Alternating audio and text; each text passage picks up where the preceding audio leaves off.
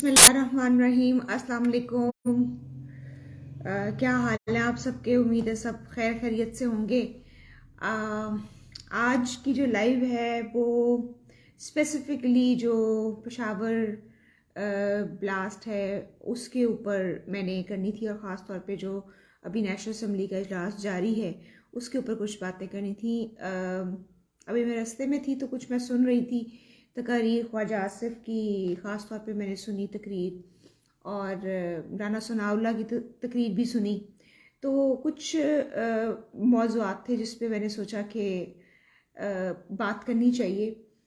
बात तो मैं यहाँ से शुरू करूँगी कि पेशावर का जो अटैक है उसकी जो भी लॉजिस्टिक्स हैं, या उसमें 100 से ज़्यादा अफराद जो हैं वो शहीद हुए हैं, उसके ऊपर मैं बात ज़्यादा इसलिए नहीं करूँगी क्योंकि उसकी सारी जो डिटेल्स हैं वो इंटरनेट पे मौजूद हैं, अखबार में भी आ रही हैं, और ख़ास तौर पे जो सोशल मीडिया के पेजेस हैं उस पर भी मौजूद हैं। और फिर अगर आप देखें तो जो मीडिया के जितने भी हो रही हैं, प्रोग्राम्स हो रहे हैं, उसमें भी उसको डिस्कस किया जा रहा है। तो एक्सक्लूसिवली मैंने एक दो बातें करनी थी रिलेटेड टू नेशनल असम्बली के इजलास में ख्वाजा आसिफ की आज की तकरीर की, अभी की तकरीर के बारे में। और उसमें उन्होंने जो बड़ी ही मज़क्का खेज सी बातें की हैं, और उसके ऊपर मेरा ख्याल है बात करना बड़ा ज़रूरी है और बनता भी है। सबसे पहली बात तो मैं ये करती चलूँ कि नेशनल असम्बली का जो इजलास पेशावर अटैक को कंडेम करने के लिए इन्होंने बुलाया है, और उसमें मुख्तलिफ लोग तकारीर कर रहे हैं और अपने ख्यालात का इजहार कर रहे हैं। उसमें एक बात जाननी बहुत ज़रूरी है कि ख्वाजा आसिफ ने कहा है कि हमें अपना हाउस इन ऑर्डर करने की ज़रूरत है। एक बात उन्होंने ये की है, हाउस ऑर्डर में करने की ज़रूरत। जो उन्होंने कहा है, उनसे बंदा ये पूछे कि 1970 से लेकर 2023 आ गया है।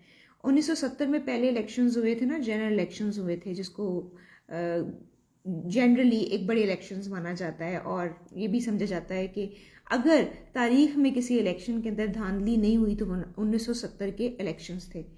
तो अगर आप 1970 से लेकर 2023 की तारीख को देखें तो उस तारीख के अंदर आपको 3 एलिमेंट्स नज़र आएंगे बड़े अहम। एक पहला एलिमेंट ये आपको नजर आएगा कि पीपल्स पार्टी और PMLN जो है, they have been exchanging hands in power.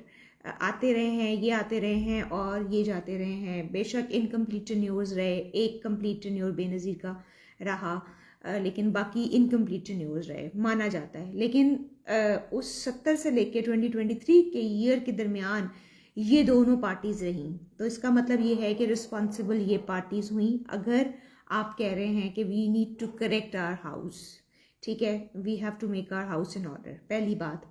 दूसरी बड़ी अहम बात उन्होंने की, उन्होंने कहा कि जी पाकिस्तान को अपनी सॉवरेनिटी के ऊपर कंप्रोमाइज़ नहीं करना चाहिए, और पाकिस्तान को दूसरों की जंगें नहीं लड़नी चाहिए। तो दूसरों की जंगें ना लड़ने की जो वो बात कर रहे हैं, उसके डिसीजंस कौन लेते रहे वो भी देखने की ज़रूरत है। पीपल्स पार्टी और PMLN, जिस तरह मैंने आपको बताया, most of the time they have been into the ruling chambers में यही थे, ठीक है। तो एक और जो तीसरा एलिमेंट है जो बड़ा लेस डिबेटेड है, जिसके ऊपर उन्होंने कहा, अभी बाद में नूर आलम ने भी तकरीर के दौरान कहा, अगर हम बात करें तो हमें उठा लिया जाता है।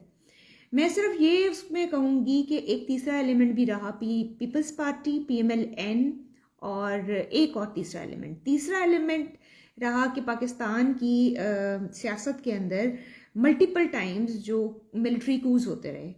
अच्छा, अगर मिलिट्री कूज नहीं भी रहे तो सॉफ्ट कूज होते रहे। अब सॉफ्ट कूज जो लोग यहाँ मौजूद हैं उन्हें पता होगा कि अभी भी हम सॉफ्ट कू के अंदर से गुजर रहे हैं। तो इसका मतलब ये है कि Peoples Party primarily, PMLN second party, और थर्ड एलिमेंट जो रहा है वो मिलिट्री टेक ओवर्स रहे हैं, जो रिस्पॉन्सिबल रहे हैं, जो हमारी पॉलिसीज बनाते रहे हैं, ठीक है, रिलेटेड टू मिलिटेंसी। अगर हमने अफगानिस्तान का साथ देना है, हमने अमेरिका का साथ देना है, हमने अपने बॉर्डर एरियाज पे क्या करना है, हमने किस तरीके से अपने इंटरनेशनल रिलेशंस या फॉरेन पॉलिसी चलाने हैं, ये सारे मामला। तो ये सारे एलिमेंट मिलकर ही मिलिटेंसी के होने या ना होने में एक अहम किरदार अदा करते हैं। और जब रूलिंग पार्टी PMLN और उनके इत्तेहादी जमातें ये कहती हैं we need to correct our house, we need to put our house in order, इसका मतलब है वो अपने ऊपर सवाल उठा रही हैं। وہ یہ کہہ رہی ہیں کہ ہم چونکہ اتنی دیر سے اقتدار میں رہے ہیں تو ہم ہی ذمہ دار ہیں. تو یہ تو وہ امپورٹنٹ بات ہے جو ان کی پوری ڈیبیٹ کا ملیا میٹ کر دیتی ہے, ان کی تقریر کا سبسٹنس ہی ختم کر دیتی ہے. اچھا, پھر انہوں نے ایک اور بات کی. انہوں نے کہا کہ جی پاکستان کی پارٹیز کو اس وقت مل کر اسٹریٹجی بنانی چاہیے. یہ اے پی ایس سے بھی بڑا یہ ایک سانیہ ہے. بالکل صحیح بات کر رہے ہیں. ساتھ ہی انہوں نے آخر میں یہ بات کہہ دی. اچھا, ساتھ ہی انہوں نے آخر میں یہ بات کہہ دی کہ ایک باولا, جو انہوں نے کس کو کہا, انہوں نے کہا عمران خان کو کہا. انہوں نے کہا ایک باولا اپنے اقتدار کے چکر میں اس طرح کی بات جو ہے وہ کر رہا ہے کہ جی وہ نیگیٹو بات کر رہا ہے. اس کا مطلب تو یہی ہے کہ اگر آپ کے خاندان میں کوئی بندہ یہ بات کہہ دے کہ جی میری تو قسمت ہی خراب ہے, تو اس کی قسمت خراب ہو جاتی ہے. پہلی تو آپ یہ باتیں کریں نا, اس نے چونکہ کہہ دیا ہے تو ملک کے حالات خراب ہو رہے ہیں یا واقعی ملک کے حالات خراب ہیں. اس کا مطلب ہے معاشیت کا جو بیڑا غرق ہے, جو صنعتیں بند ہو رہی ہیں, جو اور طرح کی چیزیں ہو رہی ہیں, وہ بھی کیا وہی کروا رہا ہے یا وہ اس کے منہ سے نکلنے کے بعد یہ سب کچھ ہونا شروع ہو گیا. تو یہ بالکل ہی ریلیونٹ سی بات کیا. اور ساتھ ہی انہوں نے کہا ڈائلاگ کرتے ہیں نا, جب آپ کسی کو کہتے ہیں کہ تمام سیاسی جماعتوں کو ڈائلاگ کرنا چاہیے, تو آپ کسی ایک میجر پولیٹیکل پارٹی جس کی پبلک سپورٹ میسو ہو کرنٹلی, آپ اس کے ہیڈ کو باولا یا پاگل نہیں کہتے. ٹھیک ہے, اس کا مطلب یہ ہے کہ آپ صرف یہ ایٹرنسز یا آپ اس طرح کے جو لفظ استعمال کر رہے ہیں صرف اور صرف پولیٹیکل پوائنٹ سکورنگ کے لیے استعمال کرتے ہیں, اور آپ کا اس سے دلی طور پر کوئی تعلق نہیں ہے, اور آپ یو ڈونٹ مین دیٹ. مطلب اگر میں جو کہوں کہ جی میں بہت انسپریشنل ٹیچر ہوں, لیکن میں ایسی کوئی حرکت نہ کروں جس میں انسپریشن کا کوئی ایلیمنٹ نکلتا ہو, تو پھر تو میں ایک سینٹینس بول رہی ہوں اور صرف لوگوں کو امپریس کرنے کے لیے, اس کا حقیقت سے کوئی تعلق نہیں ہے. یہی خواجہ آصف کی تقریر کا بھی مطلب تھا. انہوں نے اتنی ہی فضول تقریر کی ہے جتنی کہ جس سے آپ کو پتہ چل جاتا ہے.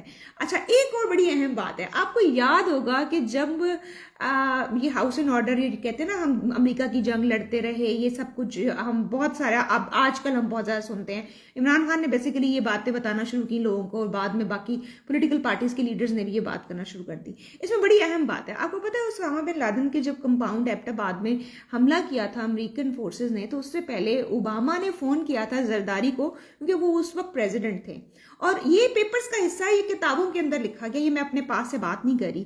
اور انہوں نے پرمیشن مانگی تھی کہ کیا ہم آپ کی حدود کے اندر داخل ہو کر یہ حملہ کر دیں. تو انہوں نے رونا شروع کر دیا بے نظیر کو یاد کرتے ہوئے. مطلب آپ ان کی حرکتیں دیکھیں. اور پھر یہ جب حملہ ہو گیا تو بڑے ہی اینالسٹ نے, بڑے لوگوں نے کہا ہماری تو سوورنٹی کے اوپر حملہ کر دیا, ہماری حدود میں داخل ہو کے انہوں نے ایبٹ آباد میں کمپاؤنڈ کے اندر جو ہے وہ کر دیا. تو آپ مجھے یہ بتائیں, یہ بغیر پرمیشنز کے ہوا؟ یہ بالکل پرمیشن سے ہوا. تو اس وقت زرداری صاحب پی ڈی ایم کے اتحادی ہیں, پی ایم ایل این کے اتحادی ہیں. اب آپ بات کریں اگر ان آرڈر ہاؤس کو کریکٹ کرنے کے, یا لوگوں کی یا کسی اور ملک کی اما پہ ہم نے کام نہیں کرنا, یا ہم نے اپنے آپ کو دیکھنا ہے, تو پھر سب سے پہلے تو آپ زرداری صاحب کی اس قسم کی جو انہوں نے حرکت بطور پریزیڈنٹ کی اس کی بھی بات کریں, وہ تو آپ نے نہیں کی. اچھا, یہ تو ایک فریم ورک ہو گیا. اب آ جاتے ہیں یہ حملہ ٹی ٹی پی نے اس کی ذمہ داری قبول کی, ٹی ٹی پی کیسے کر سکتی ہیں. جب ٹویٹر پہ کوئی شخص اپنی رائے کا اظہار کرتا ہے تو فوری طور پہ اگلے ہی لمحے صبح 4 بجے یا 5 بجے یا رات ہی کسی پہر اس کو گھر سے اٹھا لیا جاتا ہے. ٹھیک ہے, کہ بھئی تم نے ٹویٹر پہ یا تم نے کرٹیسائز کیوں کیا, یا تم نے کوئی سوال بھی کیوں کیا. ٹھیک ہے, اس کا مطلب ہے کہ آپ کی جو سیکیورٹی ہے, ہماری سیکیورٹی بہت زبردست ہے, اور اس کو سب کچھ پتہ ہے دنیا میں کیا ہو رہا ہے, اور پاکستان میں کس بندے کے منہ سے کون سا لفظ نکل رہا ہے, یہ ان کو پتہ ہے. اب چاہے وہ جمیل فاروقی ہو, چاہے وہ اعظم سواتی ہو, چاہے وہ شہباز گل ہو, چاہے وہ فواد چودھری ہو, یہ تو سارے کچھ نون نام ہے نا, کچھ ہمیں ایسے بھی نام ہوں گے جو ہمیں نہیں پتا ہوں گے. ٹھیک ہے, تو ایسے لوگوں کا تو آپ کو فوراً پتا چل جاتا ہے. لیکن آپ کو یہ نہیں پتا چلا کہ اتنا مواد لے کے بلاسٹ والا کس طریقے سے مسجد میں پہلی صف کے اندر کھڑا ہو گیا, اور وہ کوئی عام جگہ نہیں تھی. ٹھیک ہے. تو اس کا مطلب کیا ہے؟ اس کا مطلب یہ ہے کہ جب تک آپ کے گھر کے اندر سے کوئی خبری آپ ٹیررسٹ آرگنائزیشنز کا علاقہ کار نہ ہو یا ان کو انفارمیشن نہ پرووائڈ کر رہا ہو، ایسا کچھ نہیں ہو سکتا. تو ہمیں اپنی انٹیلیجنس کے اوپر بہت مان ہے، اور ہمیں پتہ ہے انٹیلیجنس کی مرضی کے بغیر یا ان کی انفارمیشن ان کے بغیر نہیں ہو سکتا، یہ پاسبل نہیں ہے. تو اس کا مطلب یہ ہے کہ سول ادارے بھی اس کے رسپانسبل ہیں، اور اس میں اور بھی ادارے اسٹیبلشمنٹ ہے، اور بھی ادارے اس میں شامل ہیں. تو یہ باتیں آپ نہ کیا کریں کہ جی کون کر گیا، وہ گروپنگ کر رہے ہیں، انہوں نے گروپنگ کی، یا وہ افغانستان میں وہاں انہوں نے اپنے اڈے بنائے ہوئے ہیں اور وہاں سے وہ یہاں حملے کر رہے ہیں. یہاں کوئی چڑیا پر نہیں مار سکتی جب تک کہ اندر سے سپورٹ حاصل نہ ہو. اب وہ اندر سے سپورٹ کون کس کو کیسے کر رہا ہے یہ میں آپ کو نہیں، نہ تو مجھے اس کا جواب پتہ ہے، نہ میں کسی بھی اس کے ساتھ کوئی کام کرتی ہوں، تو وہ تو مجھے نہیں پتا. لیکن یہ میں فیکچوئل باتیں بتا رہی ہوں، یہ جو لاجک ہے نا، جو انسان کا دماغ ہے وہ جو کہتا ہے میں وہ بتا رہی ہوں. ٹھیک ہے، تو یہ تو ایک بڑی امپورٹنٹ بات ہے. دوسری بات ایک اور بھی ہو سکتی ہے، سارے حملے کی ہم بات کریں تو اس میں ایک اور بھی پہلو ہے کہ آپ بار بار یہ چاہ رہے ہیں کہ عمران خان نے جو بھی بلڈ کیا ہوا ہے پریشر، پبلک پریشر، اس پبلک پریشر کو کسی طریقے سے اس کا ہم رخ بدل دیں. پہلے آپ نے اس طریقے سے حرکتیں کی، پھر آپ نے کہا کہ الیکشن سے آپ بھاگی جا رہے ہیں، کوشش کری جا رہے ہیں کہ ہم یوں کر دیں، یوں کر دیں، یوں کر دیں. اس کے بعد پھر آپ وہ اس کو مریم نواز کو لے آئی، اس کا ایک فلاپ شو آپ نے کیا، اور پھر آپ وہ کہہ رہے ہیں بار بار کہ جی وہ جو ہے وہ اب تو اور بھی اسٹرانگ ہو گئی ہے اور اس کا بڑا کامیاب شو ہوا. جبکہ سب اکراس دا بورڈ تمام ٹی وی چینلز نے یہ بتایا ہے، اور سوشل میڈیا کے تمام جگہ یہ بتا رہی ہیں کہ اٹ واز اے فلاپ شو. تو کہنے کا مطلب یہ ہے کہ یہ بے وقوف بنانا عوام کو چھوڑ دیں. عوام بے وقوف بن چکی ہے، اتنے سال ہو گئے ان کو بے وقوف بنتے ہوئے. تو ہر بندے کے بے وقوف بننے کا بھی ایک وقت اور ایک لمٹ ہوتی ہے، اس کے بعد اس کو ہوش آ جاتی ہے. نام بھی آئے تو کم از کم کچھ نہ کچھ سوال پیدا کرنا شروع کر دیتا ہے، یا ان کے اوپر کوشچنز ریز کرتا ہے. تو یہ بڑی اہم باتیں تھیں مجھے کرنی تھی، اور مجھے سمجھ نہیں آئی تھی کہ میں مطلب ریل میں تو اتنی لمبی بات ہو نہیں سکتی ہے. میں چاہ رہی تھی کہ میں لائیو میں کروں، اور لائیو بھی آپ کو پتہ ہے کہ پھر یو ہیو ٹو سی، میں ابھی بالکل آفس سے آئی ہوں، and I was tired, but when I was listening all those kind of debates, national assembly کے فورم کے اوپر سے جو ڈبیٹس میں سن رہی تھی، تو وہ مجھے تو گاڑی میں کچھ ہو رہا تھا کہ کیونکہ میں نے وہ لگایا ہوا تھا، اسپیکر پہ لگایا ہوا تھا، اور وہ جب میں ڈیبیٹ سن رہی تھی تو دماغ میرا بالکل اس کو انٹائی کر رہا تھا، اس کے رسپانسز تیار کر رہا تھا. تو میں نے سوچا میں کیوں نہ آپ لوگوں کو بتاؤں اور آپ لوگوں کو کہوں کہ یہ ایک نیگیٹو جو انہوں نے فضول ایک کیوٹک اور وہ انوائرمنٹ بنا کے عوام کو فضول میں عجیب و غریب باتیں یہ جو انہوں نے اپنے فورم پہ کی ہیں، نیشنل اسمبلی کے بھی کر رہے ہیں، اور رانا ثناءاللہ بھی کر رہا ہے. مطلب how on earth they can talk like that, جو کہ ایک چھوٹے بچے کو بھی سمجھ آتی ہے کہ جب ہمارے پاکستان کے اندر کسی بھی بندے کو ایک لفظ بولنے میں اٹھایا جا سکتا ہے، تو یہ کیسے ممکن ہے کہ آپ کو پتہ ہی نہیں ہے پشاور میں اتنا بڑا اٹیک ہو گیا ہے، اور اگر آپ کو نہیں پتا، چلے میں مان لیتی ہوں آپ کو نہیں پتا، تو پھر آپ پولیٹیشنز کے پیچھے بھاگنا بند کر دیں. پھر آپ سوشل میڈیا میں جو لوگ آپ کے خلاف بات کرتے ہیں کسی بھی لحاظ سے، ان کے بھاگنا بند کر دیں. آپ اپنے بارڈرز کو سیکیور کریں، اور آپ اپنی انٹرنل جو سیکیورٹی ہے اس کو سیکیور کریں، کیونکہ اس کی آپ کو ضرورت ہے. اکانومی ویسے آپ کے ہاتھ سے نکل گئی ہے، اور آپ کی سیکیورٹی آپ کے ہاتھ میں نہیں ہے. تو مجھے بتائیں آپ نے کرنا کیا ہے؟ ٹھیک ہے، آپ کہاں سے پھر کس طریقے سے آپ چیزیں کریں گے؟ اور پھر آپ کہہ دیں گے کہ جی یہ تو ملک تو ڈیفالٹ ہو گیا ہے، تو ہم کیا کریں، ہم کیسے کریں، اور ہمارا تو وہ سمجھ ہی نہیں آ رہی ہے، اور پھر اب جی آپ ان پہ بھروسہ کریں، آپ یہ کریں، اب وہ کریں. جی بھروسہ اور وہ اس کی ایک لمٹ ہوتی ہے، وہ بھی کراس ہو چکی ہوئی ہے، جو ریسنٹلی انہوں نے پیٹرول کی پرائسز بڑھائی ہیں، یہ سارا کچھ. تو یہ سب باتیں میں نے کرنی تھی. میں آپ کو یہ حقیقت بتا رہی ہوں نیشنل اسمبلی کے آج کے اجلاس کی فضول قسم کی جو ادھر گفتگو ہوئی ہے اس کی حقیقت کیا ہے، اور کس طریقے سے انہوں نے پشاور اٹیک کے اوپر ان کے نریٹیوز آ رہے ہیں. یہ بیانیے نہیں ہیں. بیانیہ کیا ہوتا ہے؟ آپ کو ایز اے سوشل سائنٹسٹ، آپ کو پولیٹیکل سائنٹسٹ، ایک عوام، ایک باشعور عوام کے طور پہ بیانیہ وہ ہوتا ہے جس کو میجورٹی بائی کرتی ہے. کوئی ایسا لفظ، ایسا سینٹینس بیانیہ نہیں ہو سکتا جس کو میجورٹی بائی نہ کرتی ہو. اس وقت یہ جو باتیں کر رہے ہیں وہ بیانیہ نہیں ہے. بیانیہ وہ ہوتی ہے کہ اگر ایک بندے نے کوئی بات کیا اور لوگ اس کو انڈورس کر رہے ہیں. ان کو تو انڈورس ہی کوئی نہیں کر رہا اس وقت. تو یہ اس قسم کی جب باتیں کرتے ہیں تو بڑی فنی لگتے ہیں اور بڑی بندہ کیا ان کا کرے. تو یہ تو ایک اس کے اوپر ایک چھوٹا سا میرا تبصرہ تھا. باقی کسی اور موضوع پہ جب بات کرنی ہوگی تو پھر میں دوبارہ اس پہ آؤں گی. لیکن آج میں چونکہ رہ نہیں سکی رستے میں، جب میں سن رہی تھی تو مجھے بڑی تکلیف ہو رہی تھی کہ یہ خواجہ آصف صاحب کیا فضول باتیں کر رہے ہیں جن کا کوئی نہ منہ ہے نہ سر ہے، اور نہ یہ عجیب و غریب قسم کی باتیں کرے جا رہے ہیں. ہاؤس ان آرڈر کہہ رہے ہیں، خود ہاؤس میں بیٹھے ہوئے ہیں.